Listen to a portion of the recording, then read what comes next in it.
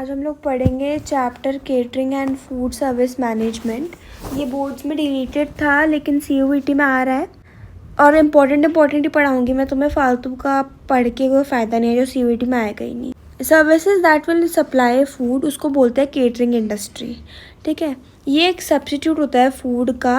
मतलब जब आप किसी PG में रहते हो या फिर अगर जिनको भी दिल्ली यूनिवर्सिटी में पढ़ना है तो भाई अगर तुम बाहर रहते हो दिल्ली से और तुम दिल्ली में आओगे तो फिर तुम्हें खाना चाहिएगा। तो फिर घर का खाने का जो सब्स्टिट्यूट होता है वो होता है केटरिंग, जो तुम्हें घर जैसा खाना दे। जैसे इंडिया में मोस्टली जो ट्रैवलर्स होते हैं जो पिलग्रिमेज पे जाते हैं, मतलब तीर्थ यात्रा पे जाते हैं, वो लोग धर्मशालाज में रुकते हैं ताकि उन्हें घर जैसा खाना मिले। सो ये हो गया तुम्हारा, बस ये बेसिकली ये आ सकता है कि भाई धर्मशाला वाला पॉइंट आ सकता है। और सर्विसेज दैट प्रोवाइड फूड घर जैसा, उसे क्या बोलते हैं, केटरिंग इंडस्ट्री। दो चीज़ आ सकती है। अब ये आ सकता है कि प्रसाद लंगर वगैरह डिवोटीज़ को देते हैं ट्रेडिशनल प्लेसेस पे। और मुस्लिम लैंग्वेज में से रमज़ान बोलते हैं फास्ट के टाइम पे, जब तुम लोग अपना फास्ट ब्रेक करते हो। ये इतना इम्पोर्टेंट नहीं। अब आ जाते हैं, ये पढ़ लेना एक बार, इसमें कुछ है नहीं। डेवलपमेंट ऑफ फूड सर्विसेज है कि फूड सर्विसेज कहाँ पर आप बिल्ड कर सकते हो। ट्रेडिशन कल्चर की प्लेसेस पे, रिलीजियस प्लेसेस पे, इंडस्ट्रीज़ में, सोशल एंड इकोनॉमिक चेंजेस वाली जगहों पे जहाँ पर चेंजेस होते रहते हैं, टेक्नोलॉजिकल डेवलपमेंट, ग्लोबलाइजेशन, ये सब। उसके बाद आता है क्यूजिनोलॉजी। क्या होता है बेसिकली, जो हमारे रीजनल क्यूजीन्स होते हैं, फॉर एग्जांपल नॉर्थ से लेकर साउथ तक, कश्मीर से लेकर तमिलनाडु तक, और नॉर्थ ईस्टर्न में भी होते हैं, वेस्ट बंगाल, उड़ीसा, महाराष्ट्र, गुजरात, ये सब जगह होते हैं। ये सब क्यूजिनोलॉजी होता है। ऐसा कुछ है नहीं, यहाँ का खाना क्यूजिनोलॉजी हो गया। ये आ गया इम्पोर्टेंट है डब्बा और ये ऊपर वाला, कि government and voluntary sector to improve the health and nutrition of specific groups. ठीक है, मतलब हेल्थ और न्यूट्रिशन, स्पेसिफिक ग्रुप्स का हेल्थ और न्यूट्रिशन का कैसे इम्प्रूव होता है, किस सेक्टर से इम्प्रूव होता है, गवर्नमेंट और वॉलंटरी सेक्टर से। आगे समझाऊंगी क्या होता है। सेक्टर दैट केटर या फिर प्रोवाइड करता है फूड सर्विसेज, उसको बोलते हैं केटरिंग सर्विसेज। ये आ सकता है, याद कर लेना। उसके बाद आता है catering is also regarded as a service that provides a pleasant change from home cook food. Basically catering home cook food जैसा ही होता है, बट एज अ प्लेजेंट थोड़ा सा चेंज होता है। ऑब्वियसली जब तुम अपनी मम्मी के हाथ का खाना खाते हो और खाते रहते हो, उसके बाद तुम किसी और के हाथ का खाना खाते हो तो तुम्हें वो अच्छा लगता है। तो एक प्लेजेंट चेंज हो जाता है होम कुक फूड से, और हेल्दी भी होता है वो खाना। ठीक है, जो केटरिंग है ना, बहुत ज़्यादा ग्रोइंग इंडस्ट्री है। खाना भाई, इंसान है तो खाना है, या फिर खाना है तो इंसान है, एक ही बात है। ठीक है, जब भी हम कोई ट्रैवल कर रहे हैं, किसी हॉलीडे पे जा रहे हैं, रेस्टोरेंट में जा रहे हैं, होटल में जा रहे हैं, कहीं भी नेशनल इंटरनेशनल ट्रिप मारने जा रहे हैं, सो केटरिंग, वहाँ आप जाके खाना ऑब्वियसली खाओगे। तो एक ग्रोइंग इंडस्ट्री, जब वो इंडिविजुअल या फिर एक ग्रुप खाना प्रिपेयर करता है और उन लोगों को भेजता है तो उसे बोलते हैं होम बेस्ड फूड सर्विस या फिर डब्बा सर्विस। ये तुम समझ गए होगे डब्बा सर्विस से कि मैं क्या बातें कर रही हूँ। ये सब बेकार है, इसमें कुछ भी नहीं है पढ़ने का। अब इम्पॉर्टेंट आ गया बेसिक कंसेप्ट्स। इसमें फूड सर्विस इंडस्ट्री होती है। फूड सर्विस इंडस्ट्री जो होती है वो ऐसी प्लेसेस, ऐसी इंस्टीट्यूशन, ऐसी कंपनीज़ होती हैं जो रिस्पॉन्सिबल होती हैं फूड और बेवरेज की प्रेपरेशन के लिए, जो जब आप अपने घर से बाहर होते हो। डिपेंड करता है यार कि आप कहाँ खाते हो, वो डिपेंड करता है आप कितना पैसा अपने खाने पे लगाना चाहते हो। If you want to spend 7 to 8K for one time of your food, then वो एक्सपेंसिव होटल्स में आ गया। और अगर आपको 200-300 में खाना खाना है तो वो लेस एक्सपेंसिव आउटलेट्स या फिर उस होटल्स में आ गया। तो ये होती है फूड सर्विस इंडस्ट्री, जहाँ आपको महंगे से महंगा और सस्ते से सस्ता खाना मिल जाए, फूड और बेवरेजेस की सर्विस मिल जाए, और वो होता है फूड सर्विस इंडस्ट्री। ये आ सकता है। अब आता है food service management is the art of providing food and beverages aesthetically and scientifically to a large number of people in a satisfactory and cost effective way. ये एक प्रोफेशनल अप्रोच होती है। फूड सर्विस इंडस्ट्री में also भी referred as catering industry. Food service management मतलब जब आप बहुत सारे लोगों को मैनेज करते हो, उन्हें खाना देते हो, उन्हें पानी देते हो, उनको एस्थेटिकली मैनेज करते हो, और एक सेटिस्फैक्ट्री या फिर कॉस्ट इफ़ेक्टिव लेवल पर उस खाने का बिल आता है या फिर आप उसको एडजस्ट करते हो, उसे बोलते हैं management, food service management. Basically आपने मैनेज कैसे किया है उस चीज़ को। अब आता है फूड सर्विस। कहते हैं ना उस होटल की ना सर्विस अच्छी नहीं थी। सर्विस मतलब बिजनेस ऑफ मेकिंग, ठीक है, ट्रांसपोर्टिंग। फॉर एग्ज़ाम्पल आपने कहीं से स्विगी ज़ोमैटो या फिर किसी भी प्लेटफॉर्म से खाना ऑर्डर किया, तो वहाँ खाना आने में टाइम लग गया, तो ट्रांसपोर्ट में टाइम लग गया, ट्रांसपोर्टेशन वाले प्रोसेस में टाइम लग गया। सो इट्स लाइक कि उस होटल से नहीं मंगाना, उस होटल की ना सर्विस अच्छी नहीं है, ये स्विगी ज़ोमैटो वाले खाना नहीं लेके आते जल्दी। सो सर्विस क्या हो गई ख़राब, जल्दी आ गया खाना तो सर्विस क्या हो गई अच्छी। ये होता है बेसिक चीज़ें हैं। और एक specified cost specified time period में आ जाए और खाने की क्वालिटी अच्छी हो, बिजनेस ऑफ मेकिंग अच्छा हो, आप उस फूड से सेटिस्फाई हो जाओगे पूरी तरीके से। उसके बाद आ गया food service manager. Food service manager is one who assumes the responsibility for the management and administration of food service unit या फिर कोई डिपार्टमेंट या फिर कोई ऑर्गेनाइजेशन। ऑब्वियसली अगर आप कहीं भी खाना खाने जाते हो XYZ प्लेस पे और वहाँ के फूड सर्विस या डिपार्टमेंट या फिर ऑर्गेनाइजेशन जो भी है, वहाँ की मैनेजर होता है जो वहाँ की मैनेजमेंट और एडमिनिस्ट्रेशन देख रहा होता है। जब भी कोई खाने को लेके, बिल को लेके कोई लड़ाई हो जाती है या खाने की क्वालिटी को लेके कोई बात हो जाती है, तो कहते हैं ना अपने मैनेजर को बुलाओ, मैनेजर से बात करनी है। सो दिस इज़ वो चीज़ें हैं क्योंकि वो मैनेजमेंट और एडमिनिस्ट्रेशन से डील कर रहा होता है। अब आता है मेन्यू। मेन्यू एक मीन्स ऑफ कम्युनिकेशन प्ले करता है। जैसे हम कई बार खाने खा जाते हैं, वी आर लाइक मेन्यू लाओ, ठीक है।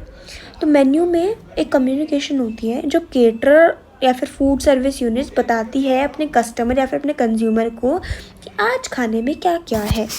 ओके, अब आता है type of catering service. 2 type की केटरिंग सर्विस होती है हमारी, याद कर लेना। वेलफेयर, इसका दूसरा नाम भी होता है वेलफेयर का, नॉन कमर्शियल, और एक होता है होटल्स या फिर कमर्शियल, ठीक है। वेलफेयर और नॉन कमर्शियल सर्विसेज की बात करते हैं। ये बेसिकली सोशल वेलफेयर के लिए काम किया जाता है। प्रॉफिट हमेशा से इनकी सेकंड प्रायोरिटी होती है, सेकंड इम्पॉर्टेंस होती है। सब लोग देख सकते हो इंस्टाग्राम पे कि आती है ना कि रील्स आती हैं कि ये दीदी आज 200 रुपये में ये वाला खाना खिलाएगी, 50 रुपीज़ में थाली खिलाएगी। तो ये होते हैं वेलफेयर एंड नॉन कमर्शियल। इनका प्रॉफिट मोटिव नहीं होता है, इनका पहला मोटिव होता है कि हम लोगों को खाना खिलाते हैं, ठीक है। सोशल वेलफेयर वाला होता है, ठीक है। प्रॉफिट इनका सेकेंडरी इम्पोर्टेंस होती है, ठीक है। ये याद कर लेना, बहुत इंपॉर्टेंट है, ये मेरे CUET में आया था। ये भी याद कर सकते हो, इंडस्ट्रियल केटरिंग जो होती है वो one of the form of welfare catering होती है। बाकी सारा बिल्कुल बेकार है। बस ये चीज़ है, कहाँ लिखा था, ये लिखा यहाँ पर लिमिटेड बजट्स में काम होते हैं। तुम अगर किसी के काम से पैसे नहीं ले रहे हो तो तुम एक लिमिटेड बजट में ही काम करोगे। तो ये आ सकता है कौन सी type of catering service limited budget में काम करती है। अब आता है कमर्शियल सर्विसेज। कमर्शियल सर्विसेज ये होता है जब कोई इस्टेब्लिशमेंट खाना सेल करती है, फूड सेल करती है, बेवरेजेस सेल करती है पब्लिक को, और उनका प्राइमरी मोटिव होता है टू अर्न प्रॉफिट, ठीक है। वो खाना ऐसा बनाते हैं और उनको प्राइजेस पे ऐसे बेचते हैं कि उन्हें प्रॉफिट हो अच्छा खासा। बहुत इम्पॉर्टेंट है टेबल, मतलब रट के जाना, इतनी इम्पॉर्टेंट टेबल है। मैं बताती हूँ इसका आएगा कैसे। मैच द फॉलोइंग में आ जाती है CUET में चीज़ें, मतलब मैच द फॉलोइंग ना CUET में NTA का बेस्ट वाला पार्ट है। इतना देता है ना, क्योंकि एक क्वेश्चन में 3-4 क्वेश्चन पूछ लेता है। वेलफेयर केटरिंग, ये देखो मिड डे मील, जो स्कूल्स में मिड डे मील मिलती है, गवर्नमेंट स्कूल्स में होता है बेसिकली, तो ये वेलफेयर के लिए हो गया। स्कूल में फूड की सर्विसेज, ठीक है। Industrial canteens, institution, school college में, ये सब वेलफेयर होती है। स्पेशल नीड्स, हॉस्पिटल्स में, ओल्ड एज होम्स में, नर्सिंग होम्स में, ऑर्फनेज में, प्रिजनर, ये भाई ये सबसे हटके एग्जाम्पल है, जेल में, ठीक है। और धर्मशालाज में, लंगर प्रसाद, ये तो ऑब्वियसली डिवोटीज़ को मिलता है, मतलब श्रद्धालुओं को मिलता है इन टेम्पल्स, ठीक है। और ये आ सकता है रामकृष्णा मिशन इस्कॉन वाला, ठीक है। फीडिंग प्रोग्राम्स यहाँ पर होते हैं। अगर तुम इस्कॉन मंदिर कभी भी जाओगे तो तुम्हें पता लगेगा कि वहाँ पर लोगों को खिला रहे होते हैं बैठा के खाना। It's like a langar there, ठीक है। क्रैच, क्रैच तो आगे वाले चैप्टर्स में पढ़ोगे तो पता लगेगा तुम्हें क्रैच क्या होता है, ठीक है। बेसिकली वहाँ थोड़ा आइडिया देती हूँ। वहाँ छोटे बच्चों को रखते हैं, सपोज़ पेरेंट्स को किसी जॉब पे जाना होता है तो वो क्रैच में अपने बच्चों को छोड़ देता है, वहाँ पर उनके बच्चे सेफ रहते हैं। और ये ICDS के mid day meal programme, ICDS supplementary feeding, ये सब तो मतलब मेन तुम्हें ये creche, langar prasad, ISKCON temple वाला, जेल वाला, ये चीज़ें और इंडस्ट्रियल कैंटीन्स ये याद रखना है, बाकी तो ईजी है। Commercial, small to large hotels, dhabas, restaurants, यहाँ पर एक चाय भी 50 रुपीज़ की होती है, ठीक है। Expensive luxury hotels, restaurants, spa, ये सब आ गया। गेस्ट हाउसेस, हॉलीडे कैंप्स, यहाँ जाते हैं तो भाई खर्चा होता है। Fast food, take away, McDonald's, Domino's, Subway, ये सब। स्नैक बार्स, कॉफ़ी शॉप्स, तुम्हारी इतनी सारी कॉफ़ी शॉप्स आ गई हैं आजकल। और ice cream parlours, pizza, cinema halls, theatres, movies, wine bars, flight kitchens, buffet cars and trains, ये सब तुम पढ़ लेना। जिम खानाज याद रख लेना, जिम खानाज बहुत ज़्यादा आ जाता है। मोबाइल केटरिंग, जिम खानाज और मोबाइल केटरिंग 2 चीज़ें आ जाती हैं। अब हम लोग पढ़ते हैं styles and standards of functions in catering bye commercial sector very widely. 7 to 5 star hotels में या फिर इन इस्टेब्लिशमेंट बहुत ज़्यादा लग्जरियस होता है, क्विजीन अवेलेबल होता है बहुत सारी वैरायटी में, बैंकेट का मैनेजर होता है, बहुत ज़्यादा स्किल लोग होते हैं, इसके प्राइसेस बहुत ज़्यादा एक्सट्रीमली हाई होते हैं। तो फिर क्वेश्चन आ सकता है कि कहाँ के प्राइसेस, कौन से इस्टेब्लिशमेंट के प्राइसेस बहुत ज़्यादा हाई होते हैं, एक्सट्रीमली हाई होते हैं। तो दे देंगे तुम्हें 5 star hotel, 4 star hotel, 3 star hotel या स्मॉल रेस्टोरेंट्स। अब तुम कन्फ्यूज हो जाओगे भाई 3 भी तो ठीक होते हैं, ठीक है। तो ये पढ़ लेना। 3 to 4 के प्राइसेस लेस दैन होते हैं टॉप लेवल से, भाई थोड़ा हाई स्टैंडर्ड होता है बट इतना भी हाई नहीं होता है। स्मॉल का चीपर होते हैं। ये आ सकता है कि मेन्यू जो होते हैं ना वहाँ पर इतना मैटर नहीं करता। कभी भी तुम किसी छोटे ढाबे पे जाओगे, जैसे मुझे पता है, तो अगर कभी भी किसी छोटे ढाबे पे जाती हूँ तो they are like menu, sir menu नहीं है तो सब्जी बताओ, तो दे आर लाइक वो अपने मुंह से सब्जी बोलनी शुरू कर देते हैं कि ये है, ये है, ये है, ये है, ठीक है। उनको बाय हार्ट अपना मेन्यू रटा हुआ होता है, वो बोलना शुरू कर देते हैं तभी, ठीक है। अब आ जाता है types of food service system. 4 type के होते हैं: कन्वेंशनल, कमिश्नरी, असेंबली सर्विस और ready prepared food service system. Conventional food service system. ये food is prepared in a kitchen on the premises where the food is to be served. Following food preparation, food is held cold or hot, served as soon as possible. ये थोड़ी hospital वाली conditions होते हैं, उन्हें फ़र्क नहीं पड़ता कि खाना ठंडा आ रहा है, खाना गर्म आ रहा है, बस उनकी ये ड्यूटी होती है कि वो जल्दी से जल्दी खाना उन्हें पहुंचा दें। Serve to the patients in hospitals, basically ये हॉस्पिटल्स में होता है। अब सपोज़ कोई भी हॉस्पिटल में एडमिट है, कोई पेशेंट है, तो उसके लिए ना खाना ये नहीं देखते ठंडा आ रहा है, चाय गर्म आ रही है, चाय में चीनी है कि नहीं है, और बस उनकी ड्यूटी होती है जल्दी से जल्दी उस पेशेंट को ये खाना जल्दी पहुंचा दो, बस उनकी ये ड्यूटी होती है। वो वहाँ पर टेस्ट चेक करने नहीं बैठे हैं कि अरे दाल में नमक कम है, ये मतलब नहीं है उनका। Conventional food service system is like food जब बन गया है फटाफट दे दो और अपना काम ख़त्म करो।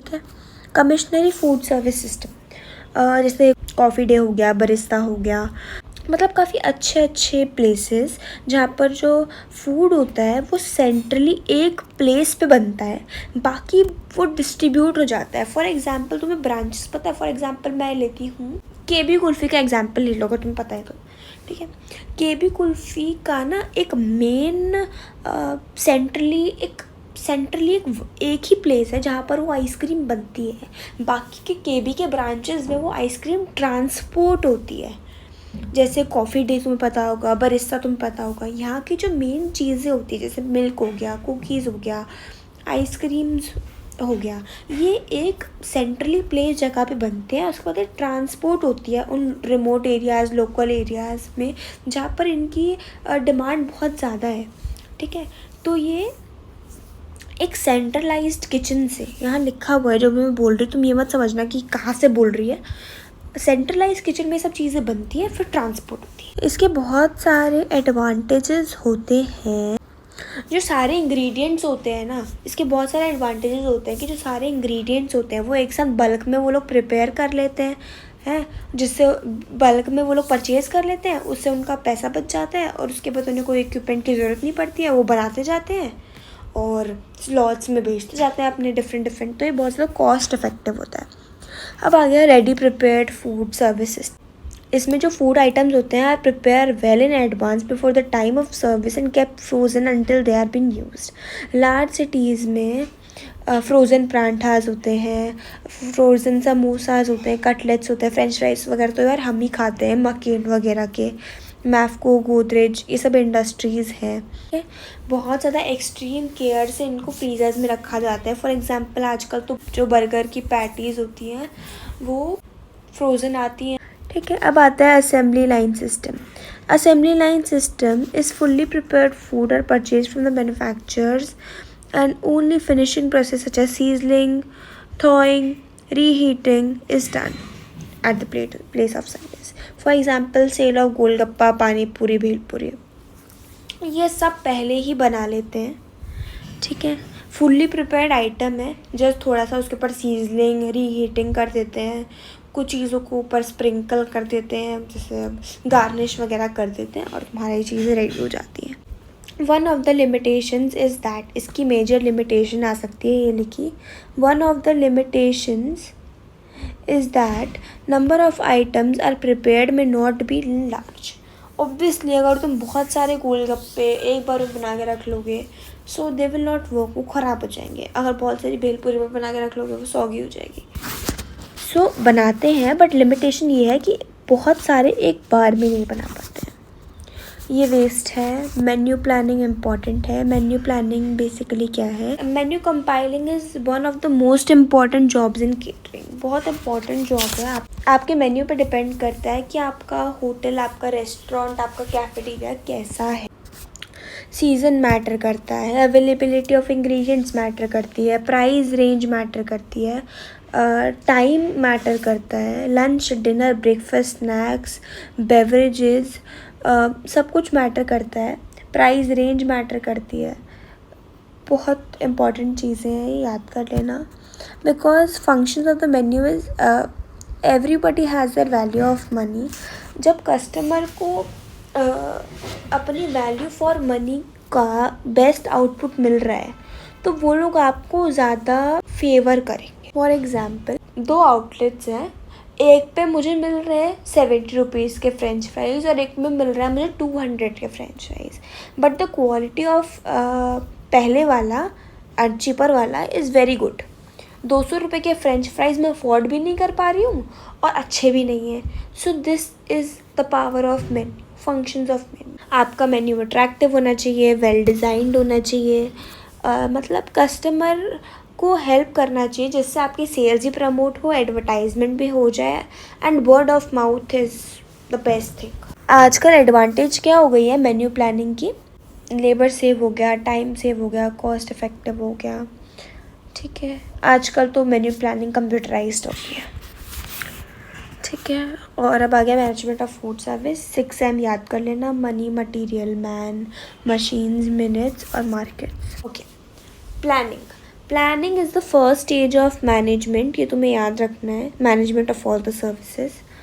ठीक है, प्लानिंग में मोस्टली जो प्लानिंग होता है फाउंडेशनल बेस होता है, जब आपके पार्टिसिपेंट्स यानी आपके स्टाफ, मैनेजर सब इकट्ठे बैठते हैं एंड दे प्लान कि हमें क्या करना है। ऑर्गेनाइज बहुत इम्पॉर्टेंट है। इसमें आइडेंटिफाई करते हैं कि कौन सा टास्क, कौन सी पोजीशन, कौन सी जॉब कब किसको करनी है और किसमें उस स्किल को किसमें उस काम को करने की ज़्यादा स्किल है।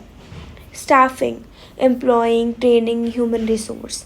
देखो यार, इसमें ये तुम कहोगे कैसे आएगा, मैं बताती हूँ। ये तुम्हें कोई भी एक लाइन उठा के दे देंगे किसी भी पैराग्राफ के। फॉर एग्जांपल मैंने तुम्हें line they the, It is a foundation based on which the participant staff at various hierarchical levels are enabled to execute their work effectively. बताओ ये क्या है? इसका आंसर है प्लानिंग. मैंने ये क्वेश्चन निकाला यहाँ से. Directing and delegation. डायरेक्टिंग और डेलीगेशन होता है डिसीजन जल्दी लेना, डिसीजन सही लेना, वर्कलोड को डिस्ट्रीब्यूट करना और स्टाफ के इंटरेस्ट के बेसिस पे काम करवाना. Controlling. Performance is the accordance with the plans. Plan, income, expenses monitor करना, अच्छे से कंट्रोल करना, उसके बेसिस पे काम डिवाइड करना, कोऑर्डिनेट करना, अच्छे से बात करके स्मूथ रन करना ऑर्गेनाइजेशन को बिना लड़ाई मार करे. रिपोर्टिंग. मैनेजर्स और एग्जीक्यूटिव्स को रिपोर्ट करना पड़ता है कि पेपर वर्क, सारे रिकॉर्ड्स वगैरह देखना पड़ता है. ये इम्पॉर्टेंट है, कर लेना. लास्ट आ गया तुम्हारा बजटिंग. बजट सबके होते हैं, ठीक है. डिपेंड करता है, किसी का कभी ज़्यादा बजट होता है, किसी का कभी कम बजट होता है. तो ये सबसे ज़्यादा इम्पॉर्टेंट चीज़ है सारी ऑर्गेनाइजेशन की, फूड सर्विस और केटरिंग यूनिट्स की, जो पहले से प्लान होती है. और बजटिंग जो होता है इसमें आपको प्लानिंग करनी होती है, एलोकेशन कितने फाइनेंशियल रिसोर्सेज, अकाउंटिंग, सारी चीज़ें हो जाती हैं. आपका चैप्टर हुआ ख़त्म. Thank you very much. Please मेरे चैनल को सब्सक्राइब कर देना यार, मेरी बहुत बड़ी मोटिवेशन है ये. और मैं ट्राई करूँगी जल्दी वीडियो एडिट हो जाए और तुम्हारी और भी चैप्टर्स आ जाएँ जल्दी. Okay, bye bye. Like, share, subscribe comment में कर देना और ये बता देना कमेंट्स में कि तुम्हें अब डिलीटेड चैप्टर्स पे ज़्यादा फोकस करना है या फिर बोर्ड्स वाले चैप्टर्स पे, क्योंकि प्रायोरिटी मेरी फिर वही रहेगी ना. पहले मैं वही कराऊंगी. मेरे ख्याल से तुम्हें डिलीटेड चैप्टर्स में ज़्यादा प्रॉब्लम होनी चाहिए, क्योंकि बोर्ड वाले तो तुम फिर भी पढ़ चुके हो. ठीक है, तो तुम मुझे बता देना कमेंट्स में. Bye bye. वैसे तो मेरे वीडियोस पे व्यूज़ नहीं आ रहे, बट ठीक है, अगर 2 बच्चे भी पढ़ रहे हैं तो इट्स फाइन. ठीक है, बाय बाय.